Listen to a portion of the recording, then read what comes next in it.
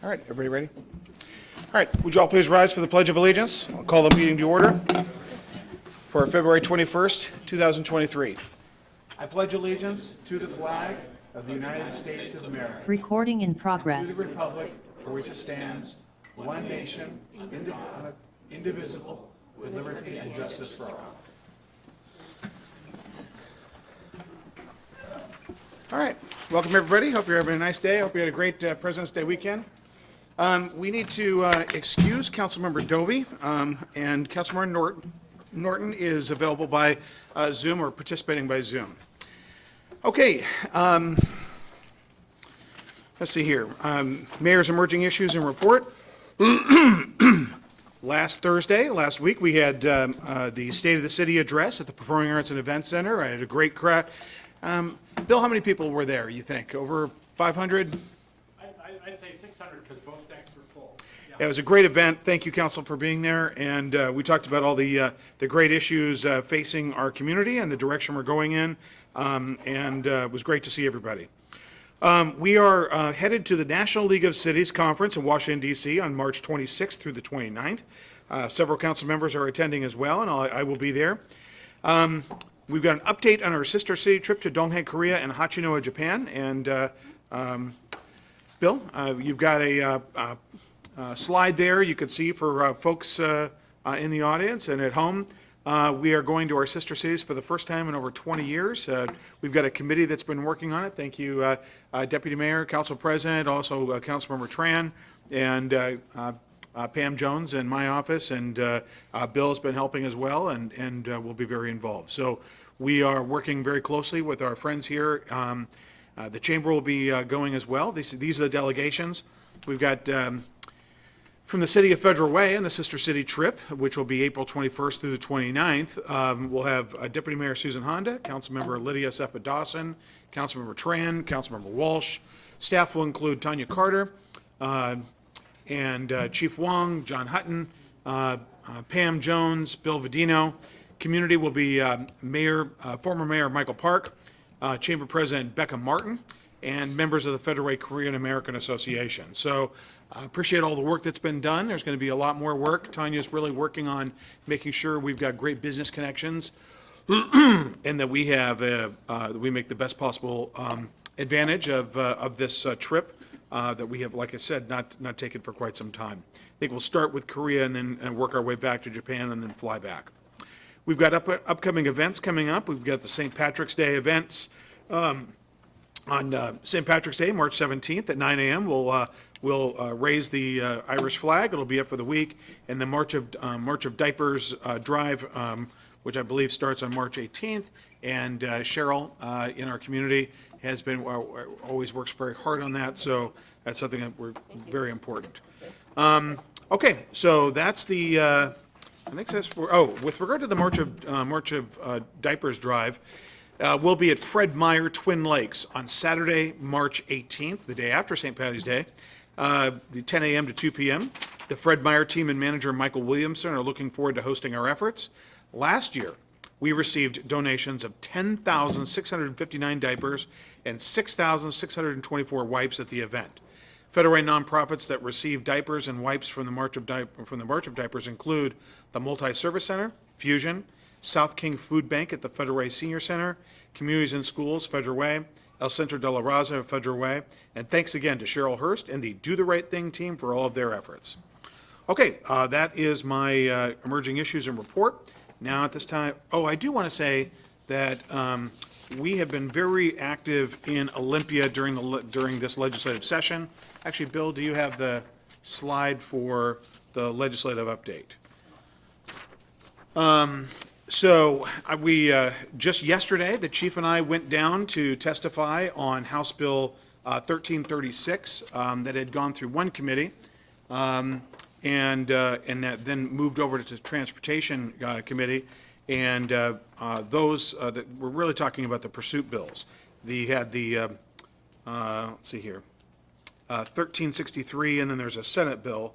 Those are some of the times I went down to testify. I believe the picture on the upper left is from yesterday, and the picture to the right, I believe, was the second time I went on there. I think that was on the Blake bill. And that obviously has to do with drug policy and getting that corrected. The bottom left is the testimony in the House on the original the original pursuit bill. So we're working very hard. I was actually interviewed by Como TV this morning in my office, as well as was on Cairo Radio talking about these issues. There seems to be some real movement on the pursuit bills, but what's missing in the pursuit bill right now is they do not have stolen cars. So if the police officers are right now in the current version, and frankly out on the street, if the police are behind a stolen vehicle, they're not allowed to pursue a stolen vehicle, which is just astounding to me and defies common sense. So we need to get that fixed. And the Blake decision, obviously, that the current drug laws in the state of Washington expire this year. And so there is movement. I think it's 5536. The higher bills originate in the Senate. The lower bills originate in the House. So 5536 is a bill working its way through the Senate, which essentially is centering on making possession of controlled substances a gross misdemeanor, and eliminating the two prior warnings or the two prior referrals, which has essentially resulted in a de facto legalization of all drugs because they've made the laws essentially unenforceable by the police. So that's where we're at right now. We're trying to get those fixed. And missing middle, the middle housing, House Bill 1110, that's a bill that's got many people very concerned, which would essentially allow fourplexes to be built in any single-family neighborhood anywhere in the state. So if you have a single-family neighborhood and your neighbor wants to sell the house, you could have a fourplex next to you if this bill passes, if your neighbor sells their house, which is, I don't think people have any idea that this is being proposed and that this is seriously being considered. Very concerning. I really, there's a lot of talking right now about missing middle, but that's not the way to do it. And we would have no ability as a city to stop that if that bill passes. So we're working on transportation infrastructure, turf ball fields, behavior, mental health. So all kinds of things going on. Thank you, Bill. All right, that concludes my mayor's issues and emerging issues and report. Let's go to the most important part of the evening, which is public comment. Yes. Thank you. Thank you. I do want to let everybody know that while I can't get too far into the subject, I think it's safe to say at this point that that we are no longer going to be pursuing, and I don't think that there's any will on the part of the council, nor based on what we've learned from our due diligence, that the Steel Lake Annex, I don't believe, is going to be the preferred site for the operations and maintenance facility. The cost for that, based on our due diligence, has now exceeded the $800,000 or close to $1 million a year savings that will no longer be able to be saved. And so therefore, the council is looking at other options. Take a look at your next agenda for the next city council meeting on March 7th, in which likely two options will be presented to come before the council. One essentially being an expansion of the, yes, I think it's been previously reported that the two possible other locations for the operations and maintenance facility, this is where we keep all our trucks, our tractors, our equipment, and the like. One is along 28th Avenue, just north of the current existing facility, which would require the yard to move forward or north from there. The other location would be at the intersection, the northeast portion of the intersection at 1st and 320th, which is currently a wooded area. So those are the two options. There'll be, we'll have a discussion and so welcome people to be involved in that process. But that gives you an idea that we're no longer seriously considering the O&M facility, the Steel Lake Annex site on 312th, south of 312th at that location. Okay, so the public comment that we have right now is Katrina Doan, then Jeff Tancredi, then Mary Ellis, Susan Strong, and Ken Blevins, and then Jeremy Windsor. All right, Katrina. Good evening. My name is Katrina Doan, and I am here on this cold winter evening to talk about a hot topic. It's a topic that's hot to all cities. I want to propose a win-win-win option to a summer event that causes concern for cities. And I had the chance to chat with Councilmember Asefa Dawson about this, and after listening and chatting, she asked me to bring it before all of you. And that is a win-win-win option around the topic of fireworks, interestingly.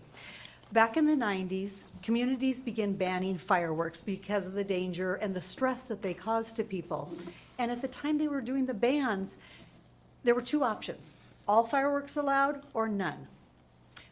And a lot of communities have moved towards none because we know there are challenges with having fireworks in communities. Well, fast forward 30 years, and many communities are rethinking that and are finding great success in reducing stress and reducing danger and increasing peace by going to something called a modified ban. And in 3 minutes, a modified ban keeps the things that people complain about. I don't like the things that go boom. I don't like the things that fly around, and I'm afraid they're going to start my house on fire. I don't like those either. A modified ban allows fountains and below for people to purchase and use during the 4th of July. These are items that are shown to not cause fireworks problems, there's no booms allowed, nothing that goes in the air. And what communities are finding is that by allowing them in the community, most people will purchase from local sites. So you're controlling what most of your community is buying, and less people go to where they can get the really dangerous things. The other benefit of this is that the nonprofit groups in your community, most fireworks sites are operated by nonprofits as fundraisers. They can make the money to continue the good work that they're doing in your community. So it's a win-win-win for people who don't like the booms and the flying. Those are still illegal. Families can have a celebration with ones that have been deemed safe, and nonprofits can make some money. A quick example in 50 seconds or less. Tukwila made this modification last year, and after the season, the fire chief and police chief came and talked to the council and gave a post report. They said it was the least number of fireworks calls for service in over 20 years. They drove around, they saw families having fun, and $45,000 were made for nonprofits. And 30 seconds. So I've had a couple of people from Federal Way that I know ask me to share it, and like I said, I had the chance to talk to Councilmember Asefa Dawson, so I'd like to put the idea out there. I have much more I would love to share with you. I've been working with several councils in the area that are looking at this. I have a presentation I can give. I'd love to answer questions, but I wanted to just toss the idea out there to think about summer on this cold winter night where we may get snow. Thank you so much for letting me share with you. Thanks, Katrina. Can I say something? Yes, of course. Chair Walsh, I was wondering if we could put this on the Parks, Recreation, Human Services, and Public Safety agenda for further discussion, if she could come present. Okay, Thank all right, you. sounds good, thank you. Okay, Jeffrey Tancredi. Good evening, Mr. Mayor, Council. Thanks for letting me speak tonight. Borrowed that from Ken Blevins. Tonight I wanted to talk about Project Blue. I was watching a documentary on Fox Sports 1 a couple weeks ago, and I caught it midstream. Project Blue, and I'll read from their website. Project Blue is a relationship-building model that unites police and communities around our most vulnerable youth to ignite transformational change for generations to come. We know that when we build trust and strong, healthy relationships between police and communities, we can create positive outcomes. When we rally the whole of community around our youth, we can empower them to thrive and to become positive contributors to society. Together, we can change the trajectory for quite a few individuals that are caught in an endless cycle of violence, mental health issues, and hopelessness, opening them to opportunity and their full potential. And then some more on their website. It's goprojectblue.com.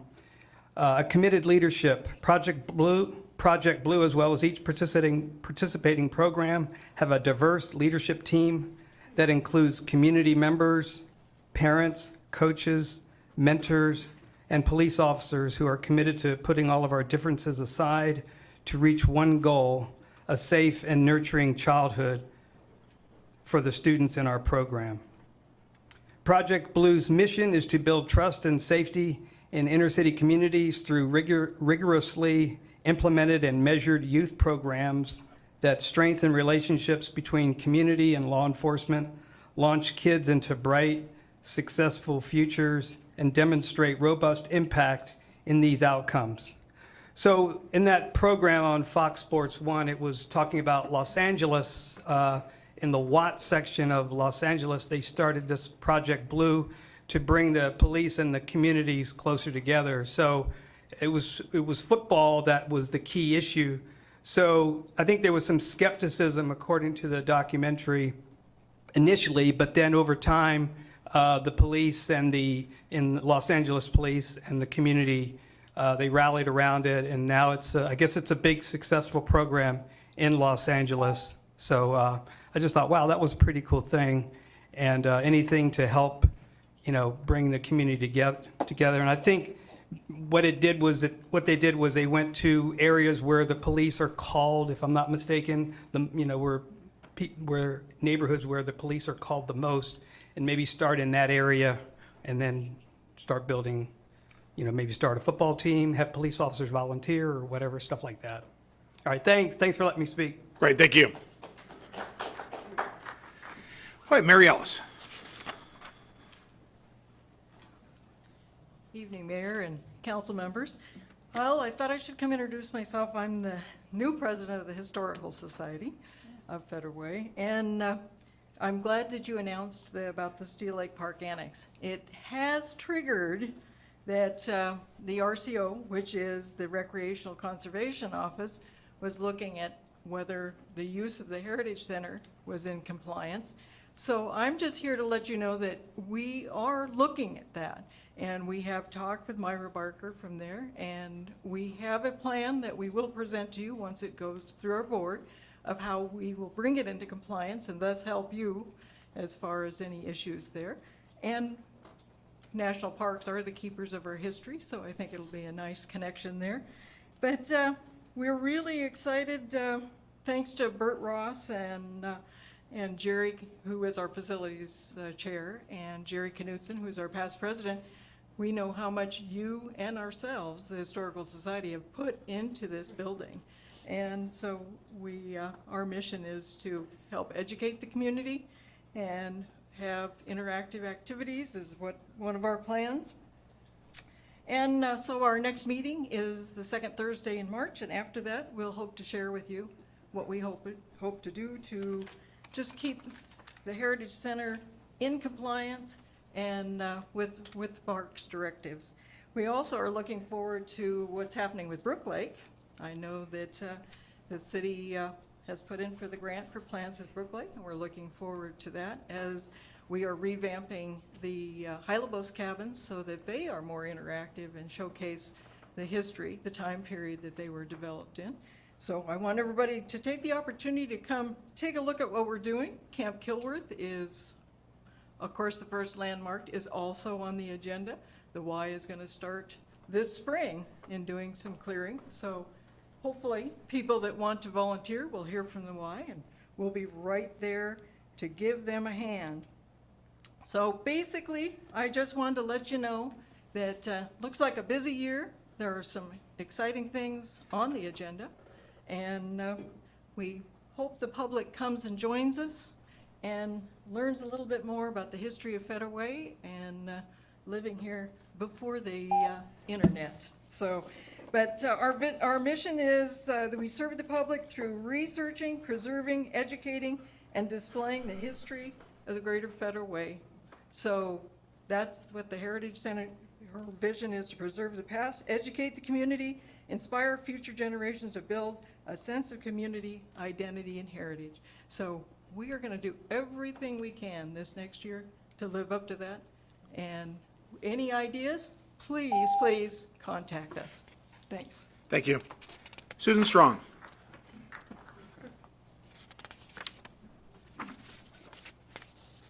Mr. Mayor, City Council, I'm Susan Strong from Federal Way. Since 1975, left Seattle and never looked back. We have a growing unhoused person situation in Federal Way. These people may be waiting for housing to be provided by the King County Regional Homelessness Authority. Some of these people have found a way around that problem.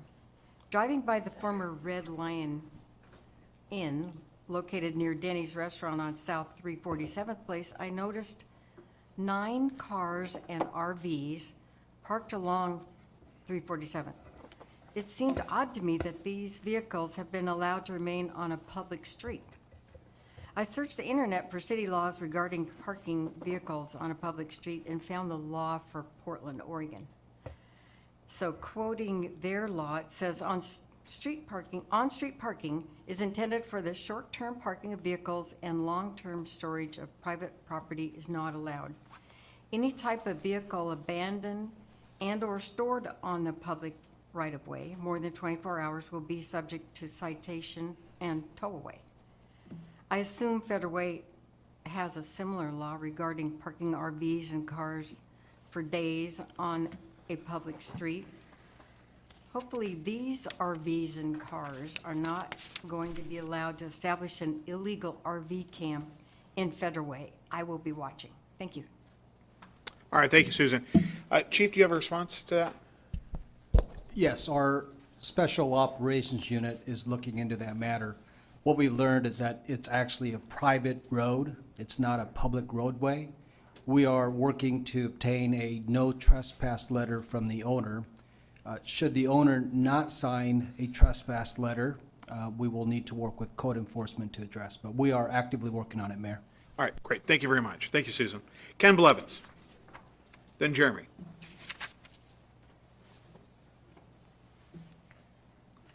Hello, Mayor, Council.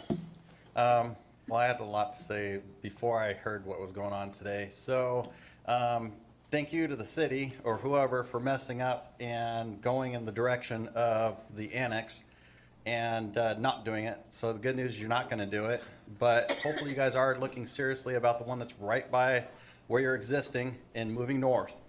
The property, if you look on Zillow, is not that expensive. You can get a lot more bang for your buck there because it is industrial. It's right by the train, the freeway. It's where this facility should be because nobody wants all that industrial-looking vehicles on 320th and First Avenue. It's where we want it to get a little bit softer and more neighborhoody than to have big, huge city facilities kind of right on a corner. So I hope you guys aren't seriously looking at that. But yay, you know, we're going in the right direction on accident. So maybe saved a few people their votes. Going forward, I think I've heard about what's going on with the Historical Society. That's pretty awesome. I'm glad you guys are just working hard, and hopefully we can get the community out here to help out and we can all come together.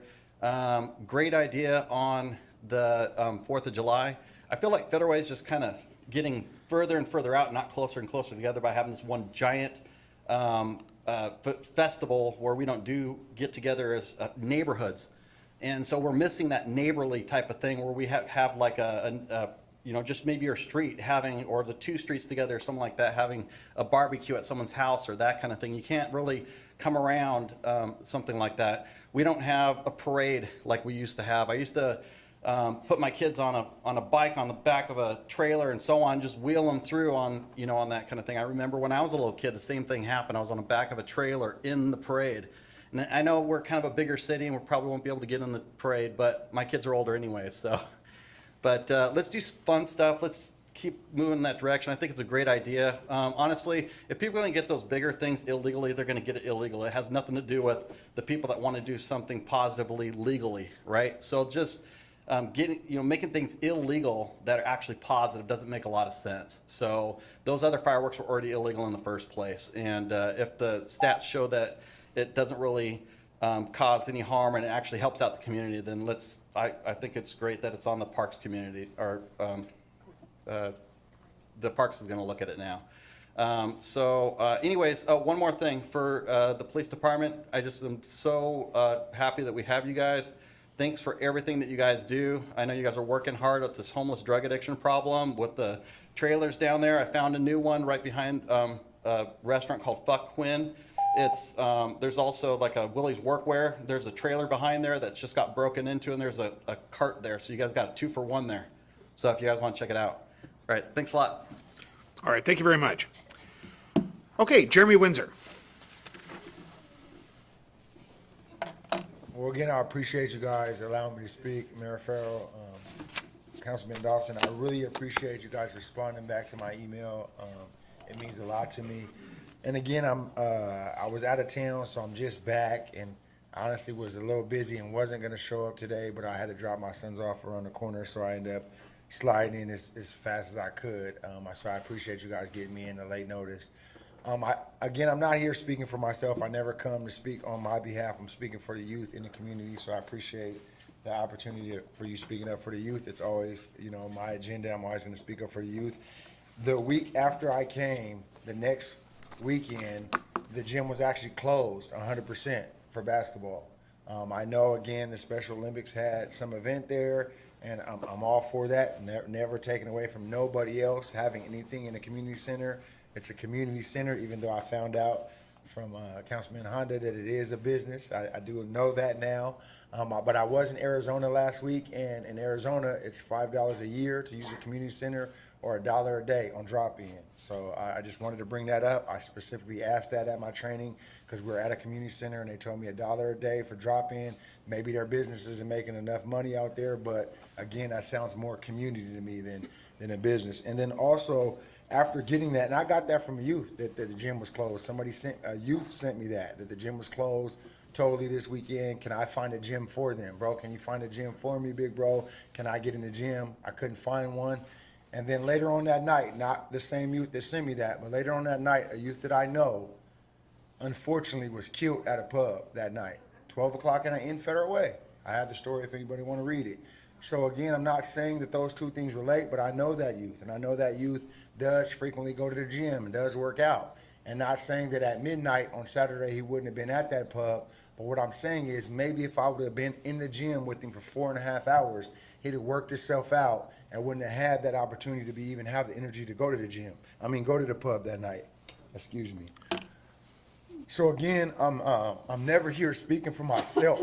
I'm speaking for those youth that happen to not get that opportunity to go to a gym or go to somewhere else that feels like a safe place to burn some of that energy off, right? I was a 19-year-old, 22-year-old boy a long time ago. It was a long time ago. But even for myself at 44, sometimes I need those opportunities to get in the gym and run something off. So again, when I'm sending those emails, I know you said that old buildings can't be adjusted. Find a new building. Like, don't tell me what we can't do. Tell me what we can do, and I'll try to figure it out if I can.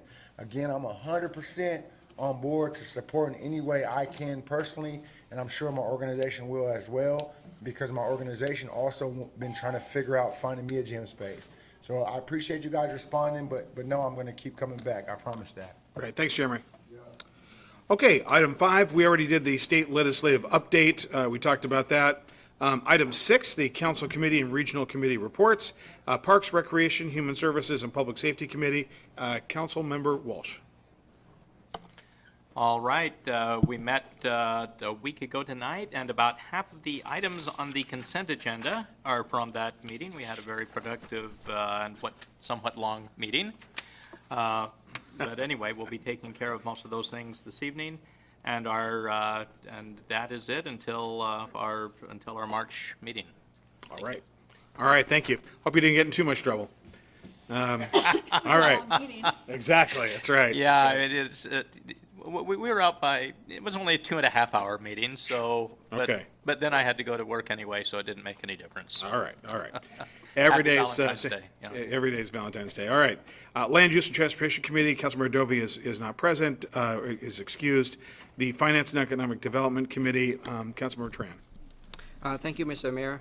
So next week, Council President Linda Kochma and myself and Director of Finance Steve Groom will be meeting with State Auditor for the asset conference.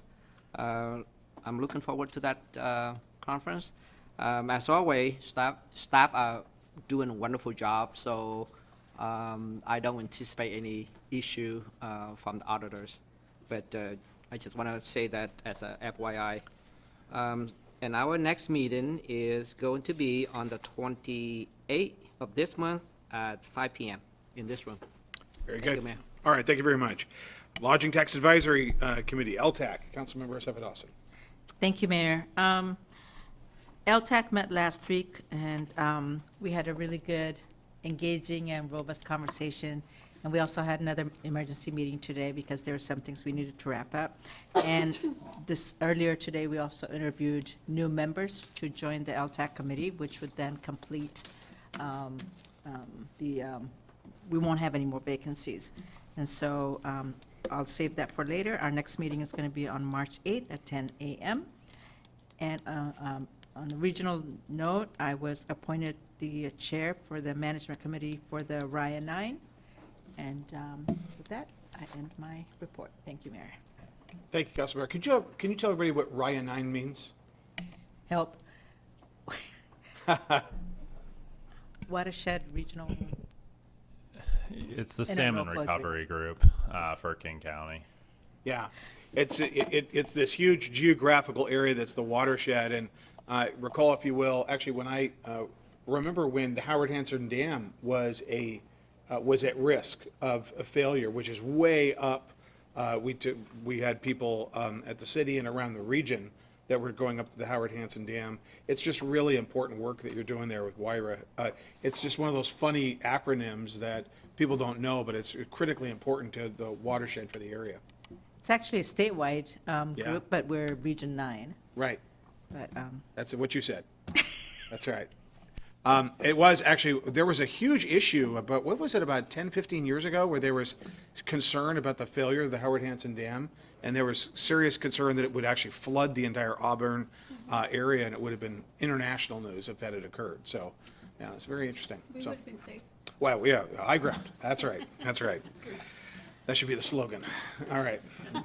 We're on high ground. Exactly. There's a slogan in there somewhere. All right, Tanya? Take the high road. Exactly. That's right. That's right. Okay, Deputy Mayor, you got a report? Yes. So I attended the King County DVI Task Force meeting last week, and we talked about some legislative stuff going on down in Olympia and adding some domestic violence links to city websites. So I have to check our city website, see what we have on there. I'm sure we have some already because we have a local domestic violence task force that meets every now and then. We also had, Council President and I met with our 2 members of the school board last week, and we had a really great talk about the performing art centers here in Federal Way. The school district has 2 beautiful new theaters at Thomas Jefferson and at Federal Way High School, and we have the PAC in Dumas Bay. And together, it would be great if we all worked together, as they're great theaters and students can learn how to manage a theater. My daughter went to Tacoma School of the Arts, and one of the classes that they taught was managing theaters, and some of the students got jobs because of that. And having a talent show, which is something that has been brought up ever since the PAC was even thought about, was having a citywide talent show. So it would be really cool if we could do that. But we do continue to meet monthly and talk about issues that are of interest to both the school board and the city council. The regional, yes? No, I'm just Oh, talking to Lydia. okay, Keep going. all right. Okay. Are you talking about me? Sorry. No, All right. not anymore. Kidding. Kidding. The Regional Transit Committee met earlier last week, and the great news is that Metro no longer requires vaccines for their employees, and those employees that were not working, excuse me, because of the vaccine requirement, can apply for their jobs back. Sound Transit still has that mandate for vaccines, but Metro does not. The Board of Health met the next day, and Dr. Khan, who's our new public health director, announced that COVID numbers are low, which we're going in the right trend. vaccines are still available, you know, stay home if you're sick, which is really, if we didn't learn anything in the pandemic and you didn't learn to stay home when you're sick, then you didn't learn much. So please, if you're sick, don't go to school, don't go to work, it's not worth it. It's not worth getting anyone sick. Just stay home and take care of yourself and get healthy. We had quite a presentation on infant and maternal health at the Board of Health, and we were talking about infant deaths. So an infant is considered an infant until 12 months of age. And in South King County, there are more infant deaths than anywhere else in King County. And so, of course, I had to say why, and they don't know why. The leading cause of infant death are birth defects. And anyway, it's something I'm going to be looking into further. I don't know that anyone can help me understand that, but it seems South King County has everything. It doesn't make any sense to me. But that was the report that they gave us. And today we had a skateboard meeting, which is a transportation meeting. The PSRC has a regional transportation plan, and they have it, a dashboard online, and they were showing us how to use it. It was really cool. And so, council, I can help you with that, but it showed statistics from all over Washington, actually nationally and internationally too. But it was really, really interesting. I would also say that at the PIC meeting last week, we talked quite a bit about the Regional Homeless Authority 5-year plan. And that's something we as a council need to get our arms around. We need to have a report on it. We have to have a discussion, because there are some things in there that I know that as a council we're not going to like very much. So, and Mayor, I've heard about an annexation bill down in Olympia. Do you know anything about that? Doesn't ring a bell. Can you maybe a little more detail? I will get you more detail, but, you know, the state at one point had funding for cities to annex, and then they took that away, and it sounds like they might be thinking about doing that again, so. It's a great question. I was actually just on the phone with one of our lobbyists, Luke Esser, former state senator, that, as you know, that one of our 2 lobbyists. It didn't come up in that conversation. I was talking to him about the other bills. But is Bill still, Bill, would you send both Luke and Jim, our lobbyist, a question about annexations and any movement on that? And that specifically as it relates to compensation for annexations, and we'll get you an answer on that. Thank you. Thank you. Council President? Thank you very much, Mayor. I just want to point out that if the state does not pass a gross misdemeanor for drug possession, then we need to look at that as a ordinance for our city. So, Mayor, I'm wondering, when you go down to testify again, would you have staff contact the rest of the council in case anybody wants to go with you? Absolutely. Thank you, I appreciate that. Some of those bills I think I would like to have testified on. You bet. So now, I'm going to be leaving after the next topic. I don't have anything you can catch, it's asthma, so, but I am going to go home, so can't talk. Thank you. All right, thanks for toughing it out. Deputy Mayor, what we were communicating about was. You don't have to tell me. That's No, it's okay, because it relates to what everybody's going to hear next, which is Trinice Rogers wants to give remote comment. She just emailed the city clerk. So we can do that now, please. That's what we were communicating about, in all seriousness. What's that? Okay, great. Trinice, can you hear us? Trinice? Yes, good evening, Mayor. Thank you. Oh, you're welcome. All right, the floor is yours.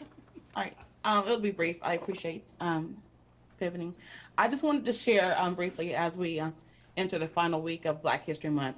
I think it's critical for our city for the way to make a very intentional and authentic effort to consider how we center Blackness in Federal Way.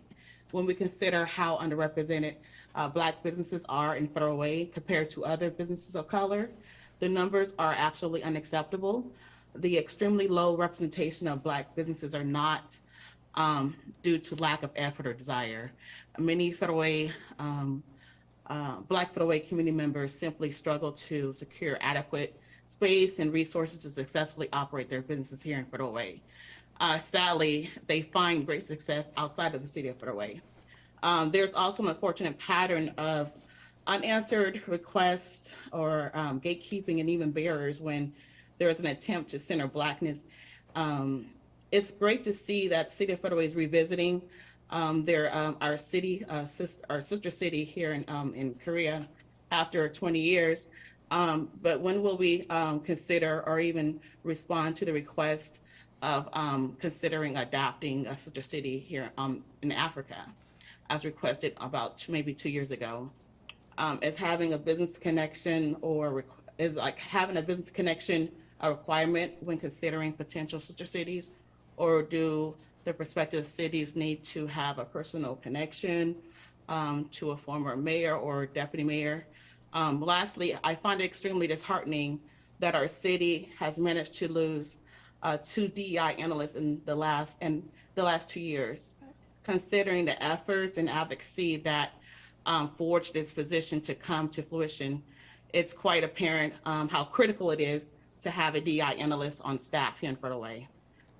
As we all know, the DEI analyst was a critical component to not only the city of Footaway, but also the Diversity Commission. So just hoping to have conversation as to, I'm not sure if we all know, but Kia McGlone has resigned from the DEI analyst with the city, and she has been really pivotal in the progress of the Diversity Commission as well as the city efforts to work towards equitable practices within the city. So hopefully we'll have conversation in the near future, maybe to first consider, are we going to fill that position? And if so, what does that process look like? Thank you for your time. Appreciate it. Thanks, Trinice. Yeah, Kia's last day was the 15th, which was last week.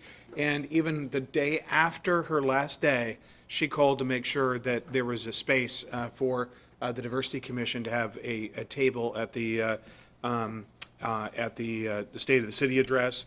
And so she left to spend more time at home, and she did a phenomenal job, and we're all very thankful to her. And we're going to open up the position as soon as possible, and we'll go through a process much like we did before that'll include city staff, council members, and the community. So we'll do that as soon as we can.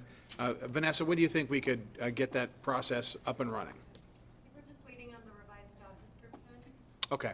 And what, for those that couldn't hear or at home, we're working on revising a job description and making sure that we're intentional about doing exactly that and getting that out wide and far and advertised.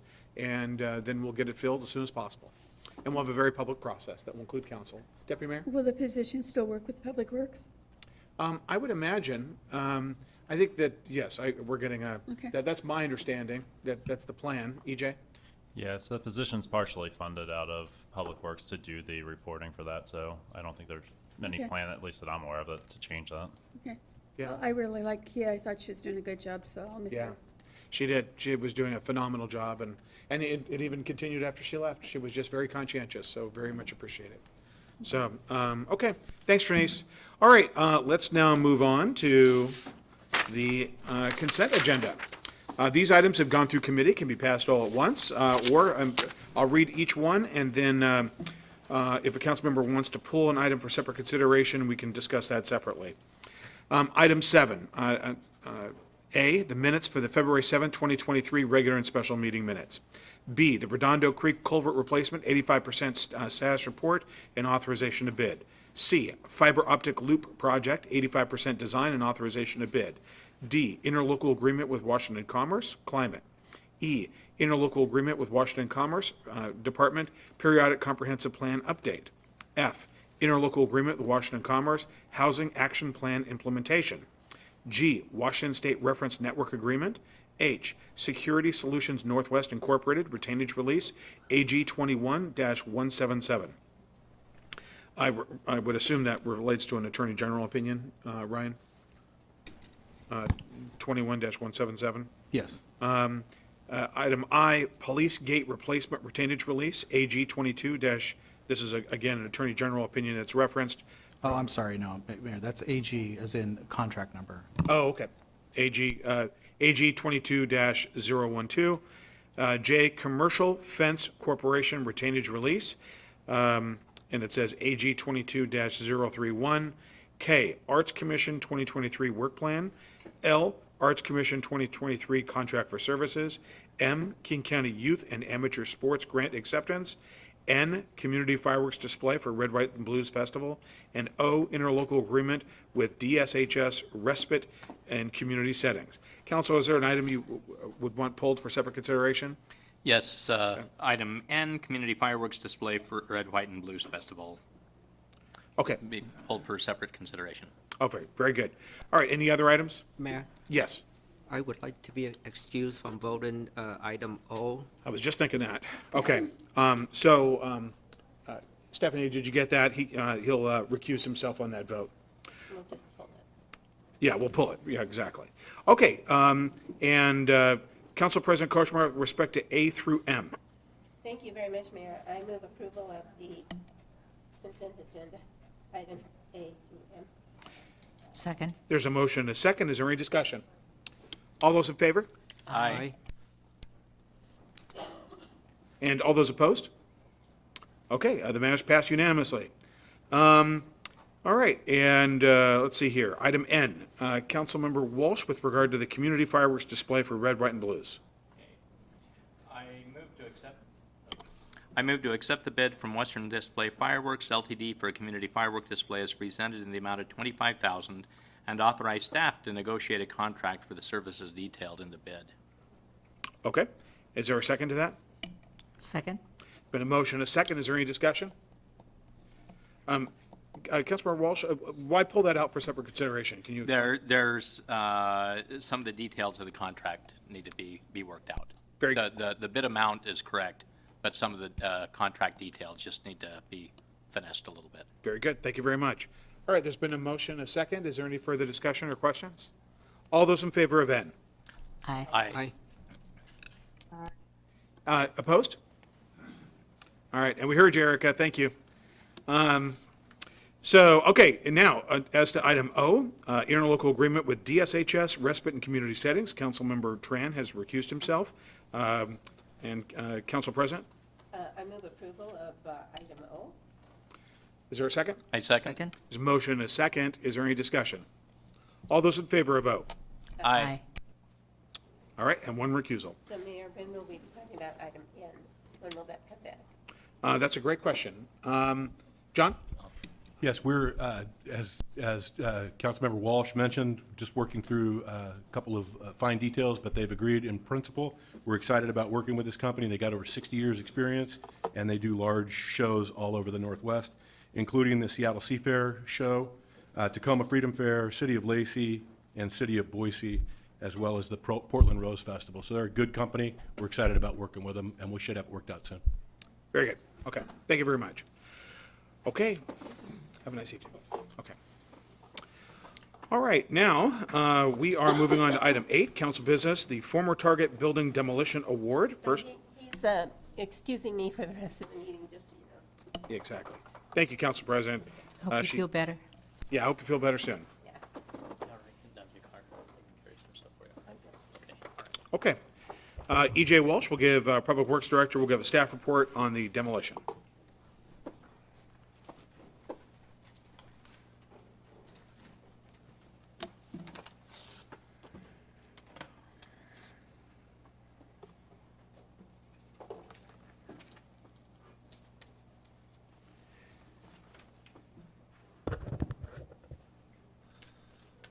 Might have to phone a friend to get this thing to share here.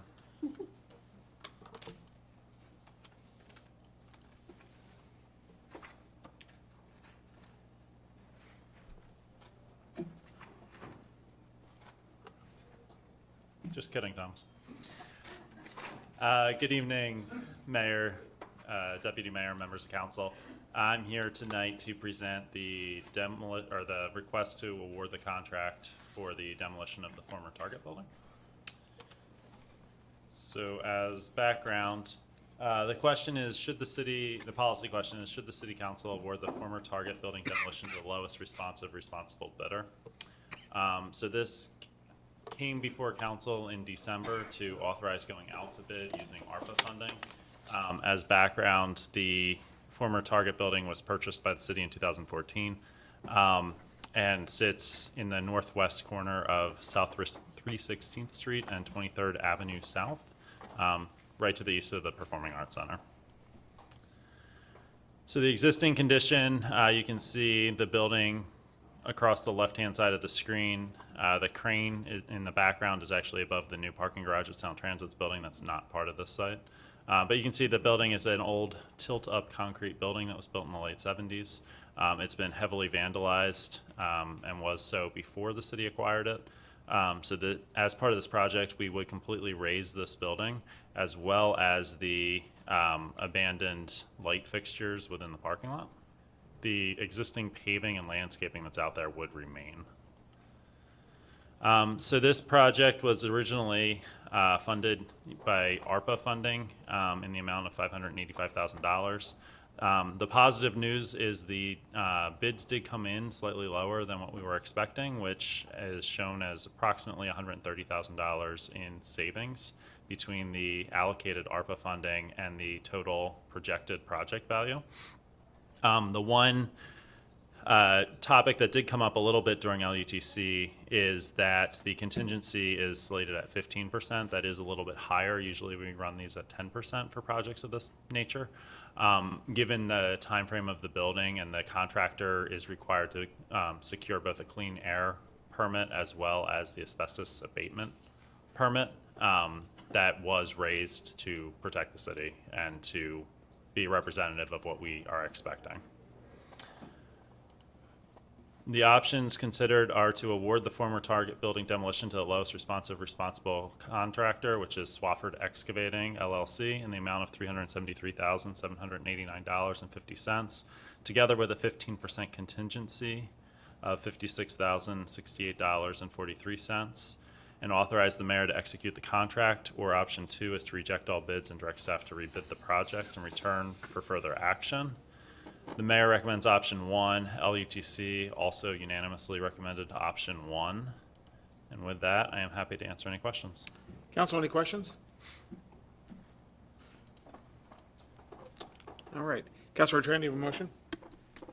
Mr. Mayor, I move to award the former Target building demolition to Swafford Excavating LLC, the lowest responsible bidder, in the amount of $373,789.50, together with a 15% contingency of $56,068.43, for the total amount of $429,857.93, and authorize the mayor to execute the contract. Is there a second? I second. Been a motion and a second. Is there any discussion? All those in favor? Aye. Opposed? All right, great. Thank you. Thank you. All right, now moving on to item B, King County COVID-19 Pandemic Funds for PAC. First, we'll have a staff report from Autumn Gressett, our contract administrator.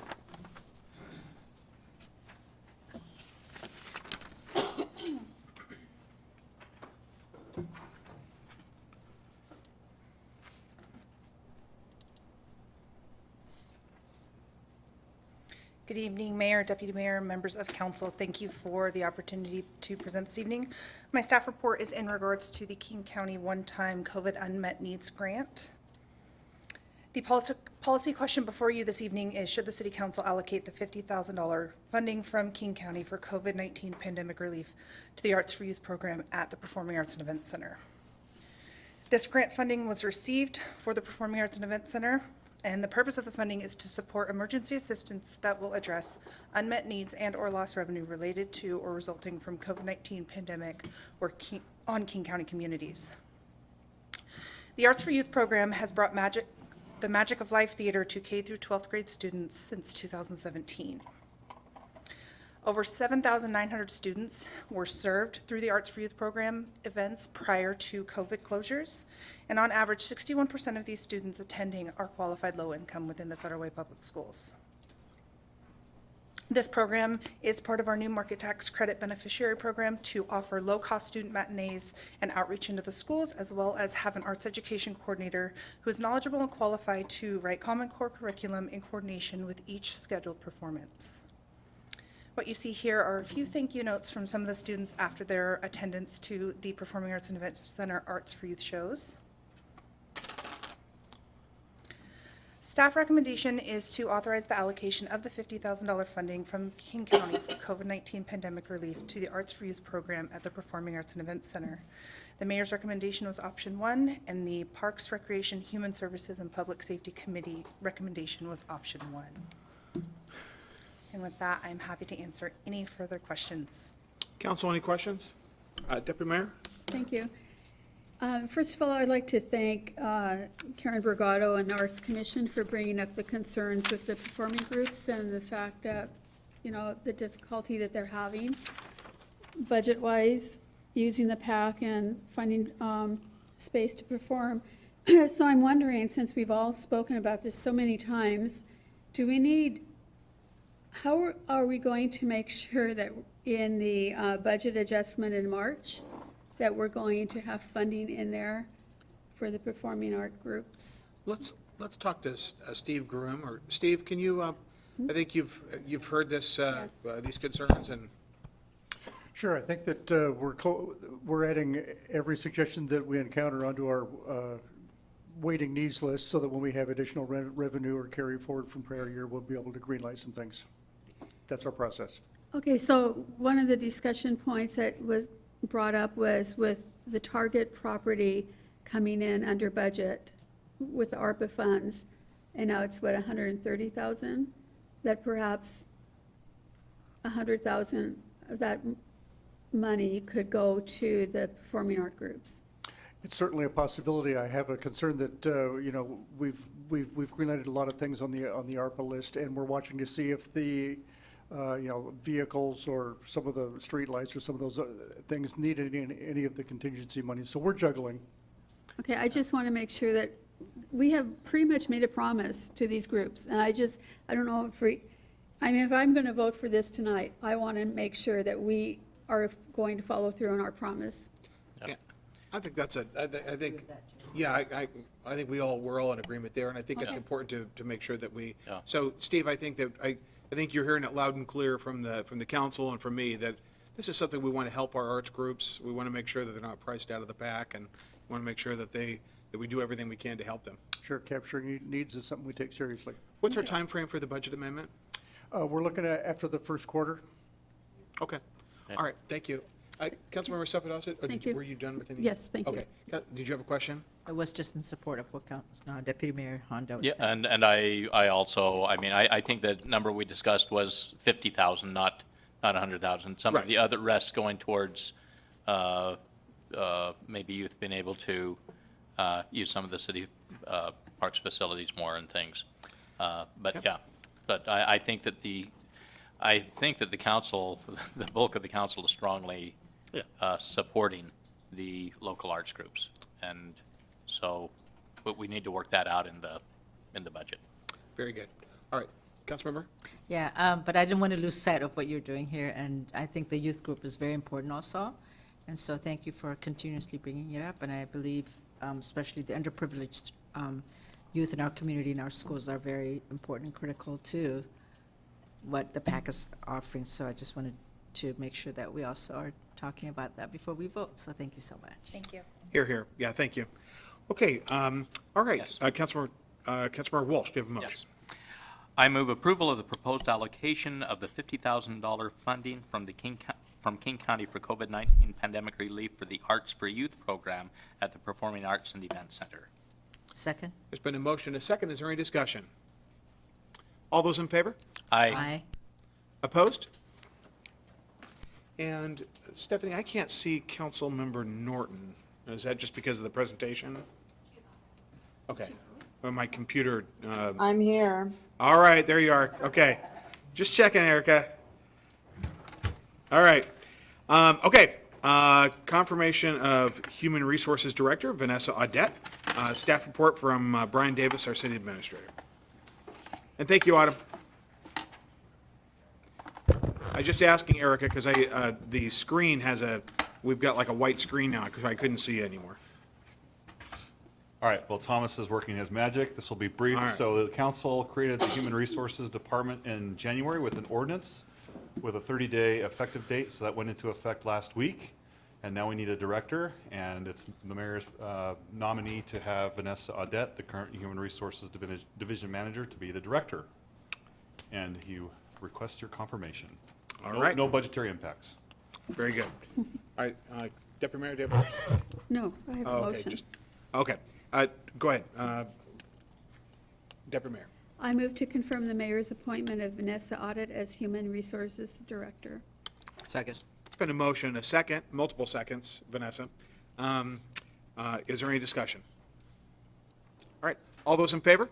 Aye. Opposed? All right, it's official, Director. Congratulations. Congratulations. Very good. This is the first time we've had an HR director in, I mean, a long time. What was it, Mary, what was her name? Was it? Mary McDougal, that's right, that's right. That was a long time ago. That's right, it was a long time ago, so, Before my time.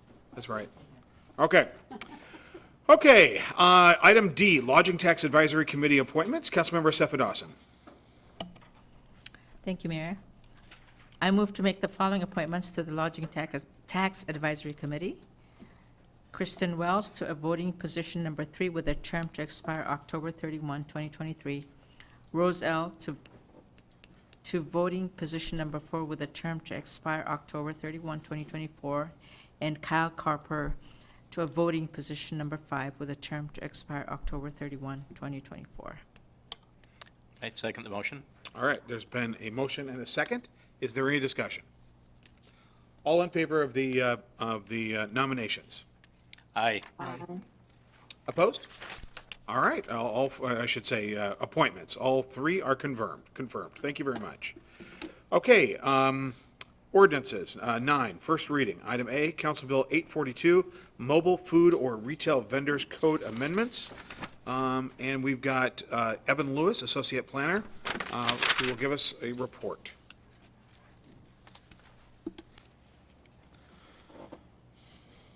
Everybody's favorite topic, food trucks.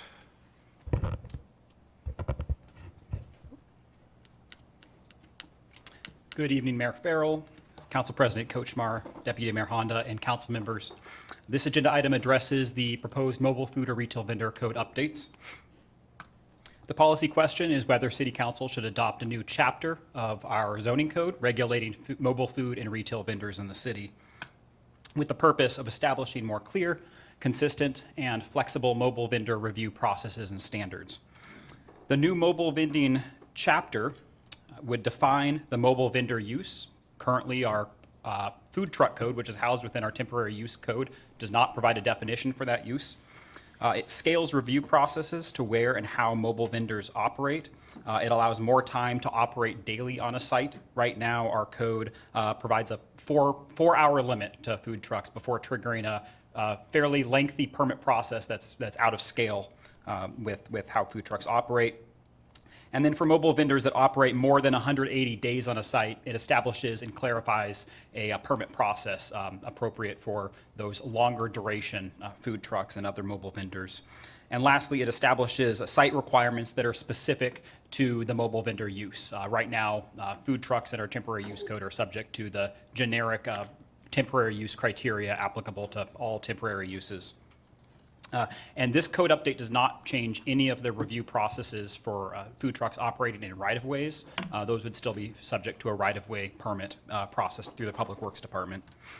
A SEPA determination of non-significance was issued on September 16th, 2022, and there were no appeals. There were 4 public comments received that are attached and summarized in the staff report. There was one from the Washington Food Truck Association. There was 2 from food truck operators and 1 from a prospective food truck operator. And there's a staff response provided in the staff report. Planning Commission held a hearing on these code updates on November 2nd, 2022, and recommended approval. And the Land Use and Transportation Committee, they discussed it at their January 9th and 6th meetings and February 6th meetings, and then on February 6th, forwarded it on to a first reading of council. And I will note lastly, before any questions, there was a small Scrivener error in the heading of the ordinance that's in your packets. The corrections, I think, are held by the city clerk has the corrected version and can read it if this moves on to a second reading. So with that, happy to answer any questions. All right, council, any questions? All right. All right. Would the city, actually, do we have any public comment signed up? No, Mayor, I do not. Okay, so, hearing no public comment, would the city clerk please read the ordinance title?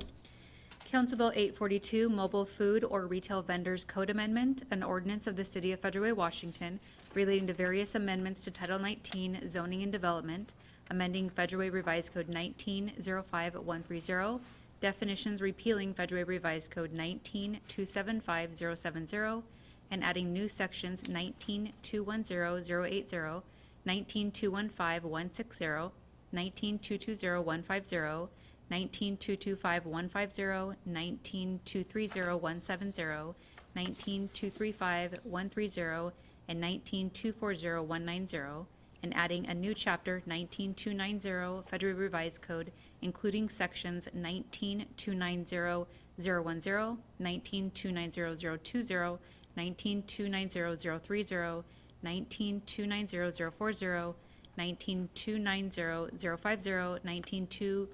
19-290-070, 19-290-080, amending ordinance numbers 94-209, 97-291, 09593, 09610, 12716, 15797, 18844, 18850, and 22932. My goodness, okay. All right, Councilor Trent, do you have a motion? Mr. Mayor, I move to forward the proposed ordinance to the March 7th, 2023 council meeting for second reading and enactment. Second the motion. It's been a motion, a second. Is there any discussion? All those in favor? Aye. Opposed? Food trucks it is. Evan, thank you very much. Thank you. We've been having some food trucks come to the city of Federal Way. And while not good for my waistline, it is a lot of fun to be able to have some of those trucks. So I need Pam, we need to make sure she doesn't allow me to go outside every time one of those rolls up. So, okay, that's another issue. Item B, Council Bill 838, Iconic Signs Code Amendment. First, we're going to have our staff report from Keith Niven, our Community Development Director. Keith.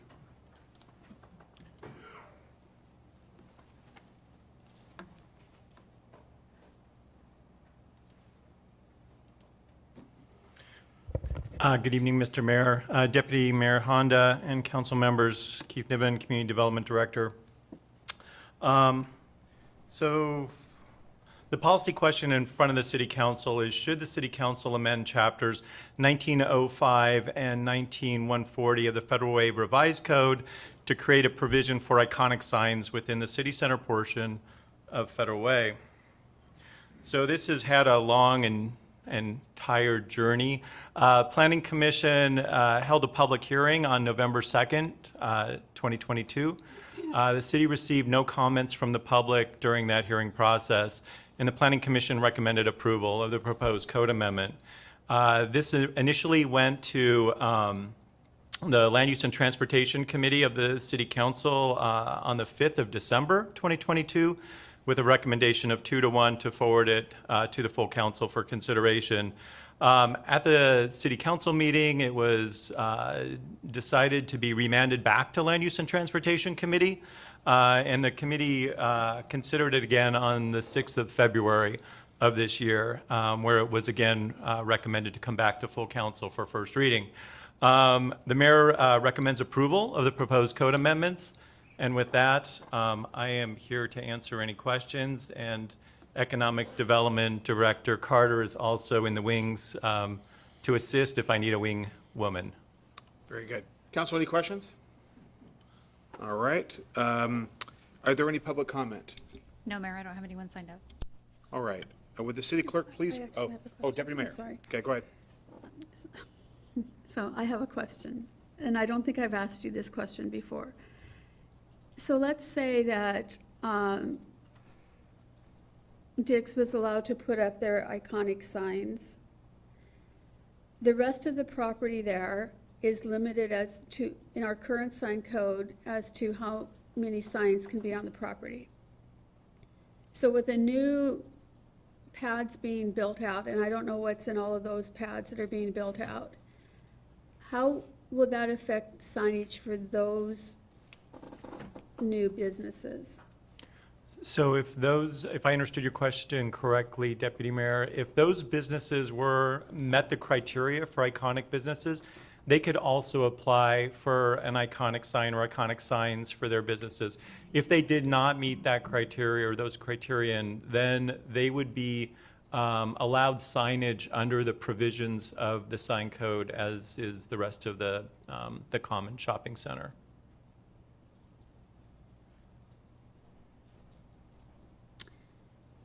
So wherever an iconic sign might go in the downtown area, it would not affect the signage allowed for the rest of that property?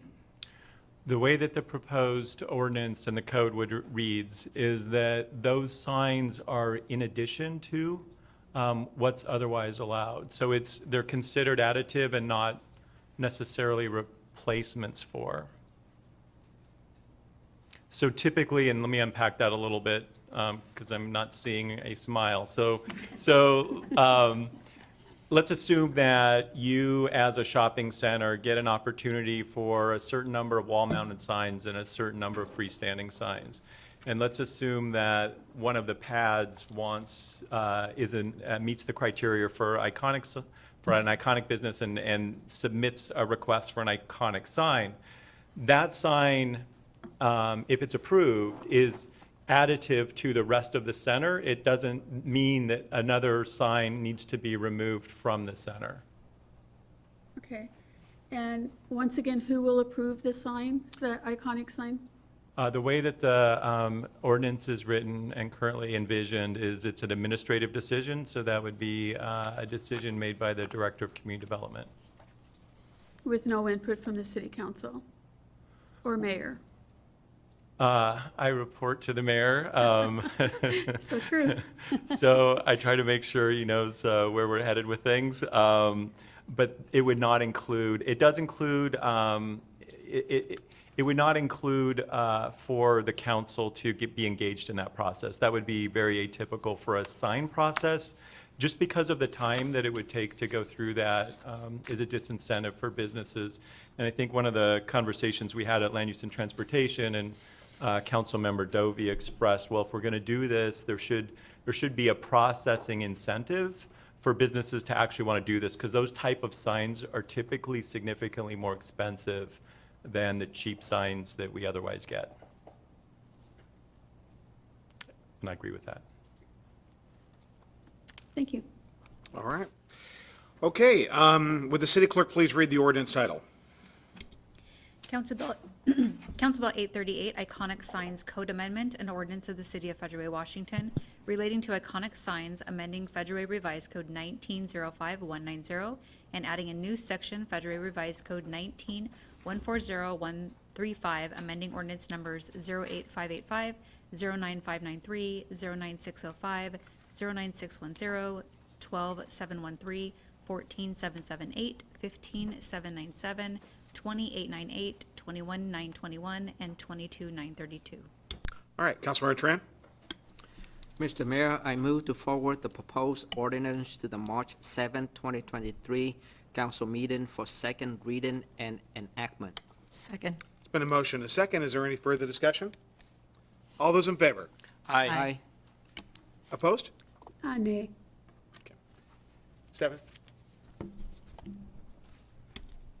Councilmember Safa Dawson? Aye. Councilmember Norton? Nay. Councilmember Tran? Aye. Councilmember Walsh? Aye. Deputy Mayor Honda. Nay. It is 3-2, passes 3-2. All right. Okay. And it passes because it's the majority of the current members currently up here? Okay, or the currently present? Okay. Okay, council reports. I think we started there last time. Let's start on this side. Councilmember Walsh. I would just like to thank all of the great citizens, the residents of Federal Way that come out to the council meetings and observe them, and for your input. It is important, it is appreciated. I appreciate it, and I think that other council members appreciate it as well. And so thank you. And that is it for my report. All right, very good. Councilmember Tran. I have nothing else to add. Thank you. Councilmember Norton. Nothing to report. All right, thank you. Councilmember Seffa Dawson. Yeah, I just want to say I'm so excited that I don't have to say meeting canceled for no quorum on LTAC. So I'm excited. I'm also excited to be working with Tanya. She has so much energy, ideas, and input, and same with the members of LTAC. So I look forward to what we have planned for Federal Way's economic development as well as tourism here in our city. So that's all exciting, and that's all I have for now. Thank you so much. All right, thank you. Deputy Mayor. Thank you. Well, it's not even 8 o'clock yet. I have 2 hours.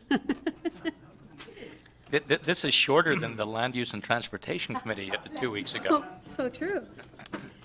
So at the State of the City, it was nice to see the community groups there in the lobby before the event. And one of the groups was Jet City's Chorus. And before the pandemic, they used to have a concert. It was, what do they call it? They call it the Sweetie Pie Social. And they usually hold it at Todd Beamer. And it's on a Sunday afternoon, and you listen to them sing, which they do a great job, and have pie. And so we missed that during the pandemic, and it's going to happen again. And it is going to be February 25th, Saturday, at Todd Beamer High School. Tickets are $20 for an adult, $15 for a senior, student, or military, and 5 and under free.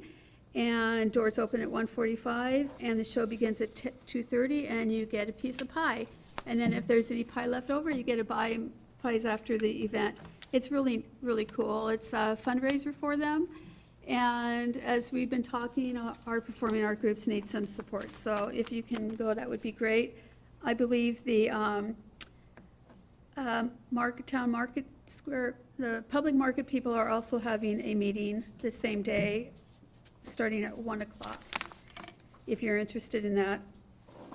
Also, the Senior Commission, which has only been meeting for, gosh, I think 4 or 5 years now, it's one of our newest commissions, has been planning a health wellness fair. It's a senior health and resource fair, and it's going to be on May 11th, which is a Thursday, from 10 to 2 at the PAC. So far, we have about 36 vendors that are going to be there. We'll have some speakers, and it's free to the public. We encourage you to come, even if you're not a senior, but if you have a senior in your life, there'll be information there to help you out. And I would just like to say to the Senior Commission, this is awesome. They came up with the idea last year and have been working really, really hard. So it's really a good thing. And the Seroptimus Club of Federal Way, of which I am a member, I do need to say that, is holding a food drive in the month of February for the senior center.